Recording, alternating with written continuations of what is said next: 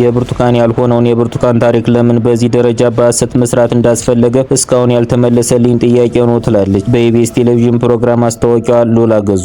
ሉላ ገዙ የብርቱካን ያልሆነን የብርቱካን ታሪክ በሚል ርዕስ በተሰራ የምርመራ ዘገባ ላይ የሰው ልጅ ለምን በዚህ ልክ ሊሆን ይችላል? በቃ ስጠይቅ የነበረው እንዴት፣ ለምን፣ ምን ተፈልጎ ነው? እስካሁን ያልተመለሰልኝ ጥያቄ ነው ለራሴም ብላለች። ህወሓት ለአዲሱ ጊዜያዊ አስተዳደር ፕሬዝዳንት አቀባበል አደረገ።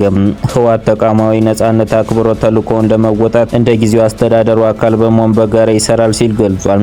የህወሓት ማዕከላዊ ኮሚቴ ባዘጋጀው የአቀባበል ስነ ስርዓት ላይ የህወሓት ሊቀመንበር ደብረጽዮን ገብረ ሚካኤል እንደተናገሩት መድረኩ መልካም ምኞታችን ለመግለጽ ብቻ ሳይሆን ከፕሬዝዳንት ጀነራል ታደሰ ጋር ለመተባበር ጭምር መሆኑን ገልጸው ጊዜያዊ አስተዳደሩ በአጭር ጊዜ ውስጥ ለማሳካት ያለንን ቁርጠኝነት ለማሳየት እየተዘጋጀን ነው ብለዋል።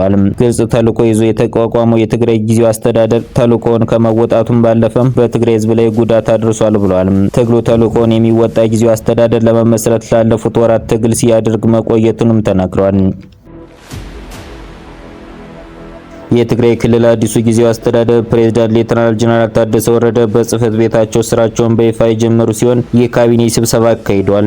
ፕሬዝዳንቱ በቀጣይ ወራት ለሚያከናውኑ ተግባር የስራ መመሪያዎችን የሰጡ ሲሆን በተለይም በቅርቡ ህዝባዊ ኮንፈረንስ በመጥራት ነባራዊ ችግሮች ላይ ፈጣን መፍትሄ ለመስጠት አቅደዋል። ሌተናል ጀነራል ታደሰ ሁሉም የፖለቲካ ድርጅቶችና የህብረተሰብ ክፍሎች በትግራይ ብሔራዊ ጥቅም ላይ እንዲተባበሩ ጥሪ ያቀረቡ ሲሆን በአስተዳደሩ አመራር ላይ ማስተካከያዎች እንደሚደረጉም ጠቁሟል። የፕሪቶሪያ የሰላም ስምምነት ሙሉ በሙሉ ተግባራዊ ማድረግ የሁሉም የስራዎች ማዕከላዊ መሆን እንዳለበት አጽንኦት ተሰጥቷል። የትግራይን ሰላምና ደህንነት ማስጠበቅ፣ ኢኮኖሚያዊ ማነቃቃትና መልካም አስተዳደርን ማስፈን ዋነኛ ትኩረት አቅጣጫዎች መሆኑን የገለጹት ፕሬዝዳንቱ ልዩነቶችን ወደ ጎን በመተው ለትግራይ ህዝብ የጋራ ህልውና መስራት እንደሚገባ አሳስቧል። በመዲናዋ ከምሽቱ 4 ሰዓት በፊት የትራንስፖርት አገልግሎት የሚያቋርጡ ማንኛውም የህዝብ ትራንስፖርት አገልግሎት ሰጪ መቅጣት ሊጀምር መሆኑን የአዲስ አበባ ትራንስፖርት ቢሮ አስታወቀ። በአዲስ አበባ ከተማ አስተዳደር ካቢኔ በደንብ ቁጥር 185/2017 የተደነገገው ደንብ በከተማዋ ማንኛውም የህዝብ ትራንስፖርት አገልግሎት ሰጪም እስከ ምሽቱ 4 ሰዓት ድረስ የትራንስፖርት አገልግሎት መስጠት እንዳለበት መደንገጉን የጠቀሰው ቢሮ በዚህ መሰረት ደንቡን የሚጥሱ ወገኖች ላይ እርምጃ ወስዳለሁ ብሏል። ከዚህም ባሻገር ከስምሪት መስመር ውጭ አገልግሎት መስጠት፣ አቋርጦ መጫንና ቢሮ ካወጣው ታሪፍ ውጭ ተሳፋሪ ማስከፈልም እንደማይቻልና እንደሚያስቀጣም ቢሮ አሳስቧል። ከዚህ መመሪያ ውጭ በህገወጥ መንገድ የሚንቀሳቀሱ የህዝብ ትራንስፖርት አገልግሎት ሰጪ ባለሀብቶችና አሽከርካሪዎችን በደንቡ በተቀመጠው የቅጣት እርከን መነሻ 5000 ብር እቀጣለሁ ብሏል።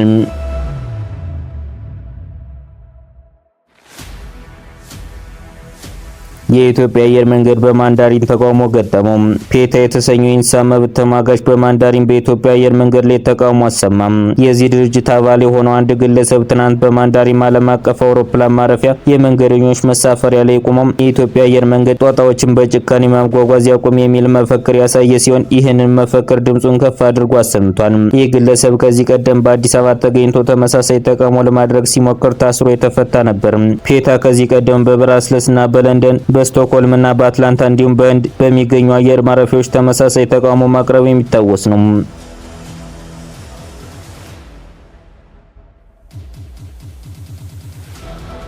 የአክሱም ከተማ ወረዳ ፍርድ ቤት በከተማ ትምህርት ቤቶች ውስጥ ሙስሊም ሴት ተማሪዎች ሂጃብ እንዳይለብሱ የሚከለክለውን መመሪያ በማገድ ያስተላለፈውን ውሳኔ የዞኑ ማዕከላዊ ፍርድ ቤት ማጽናቱ ተገለጸ።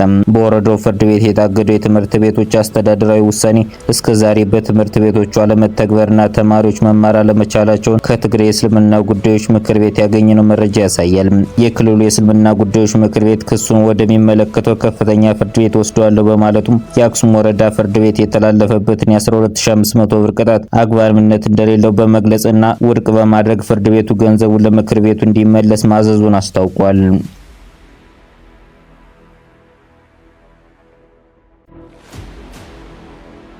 የሱዳኑ ብሔራዊ ሽግግር መንግስት መሪ አልቡርሃን አስመራ ገብተዋል።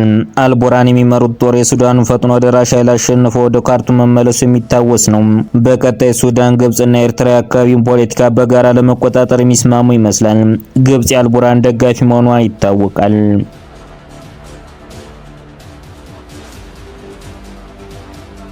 የዓለም አንደኛና ሁለተኛ ሀብታም ሀገራት ዩናይትድ ስቴትስ እና ቻይና በፖለቲካ ወታደራዊ መስክ የገጠሙትን እሰጥ አገባ እየተባባሰ ነው። የዩናይትድ ስቴትስ መከላከያ ሚኒስትር ፔት አንግሪስ በቅርቡ ቻይና ጃፓን በደቡብ ኮሪያ ታስፈራራለች፣ ዩናይትድ ስቴትስ የፓናማ ወደብን ለመጠቅለል የምታደርገውን ጥረት ታደናቅፋለች በማለት ወንጅሏል። ሚኒስቴሩ ከቤጂንግ ሊሰነዘርባት የሚችሉትን ስጋት ለመቋቋም ዩናይትድ ስቴትስ ተባባሪዎቿ ዝግጁ ናቸው ብሏል።